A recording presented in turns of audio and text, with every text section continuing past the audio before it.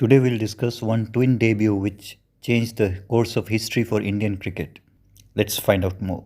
On June 20, 1996, two young Indian batsmen announced their arrival at Lords, both of them making contrasting knocks. It was Sourav Das Ganguly and Rahul Dravid. As a part of recollection, it is not to be forgotten that the Test series for India and England had not been the brightest starts as they had lost the first Test match. In the second Test match, the then captain Mohammad Azharuddin and the team management decided to hand Test debuts to Ganguly and Dravid.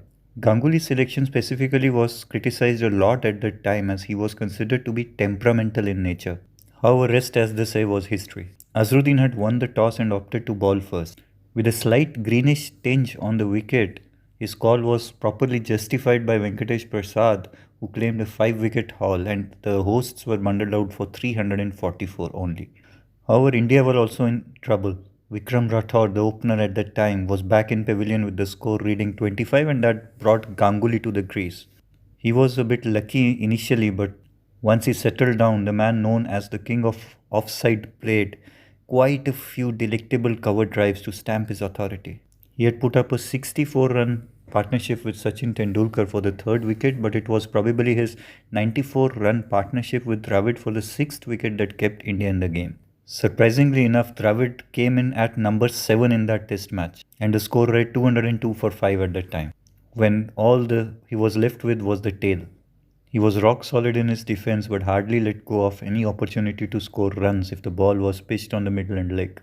It was befitting that Ganguly reached his century on debut with another cover drive of Dominic Cork and went on to make a solid 131, highest score by a debutant at Lords, before being dismissed by Alan Mulally.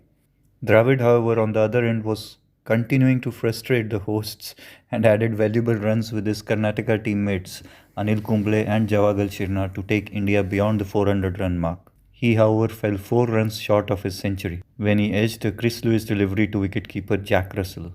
After this test match, Ganguly went on to score another century on that tour, and Dravid once again went on to miss another century on that tour as he was dismissed on 84 in the next test match. At Lords, Dravid had to wait for more than 15 years for his century, and that came in the 2011 English tour.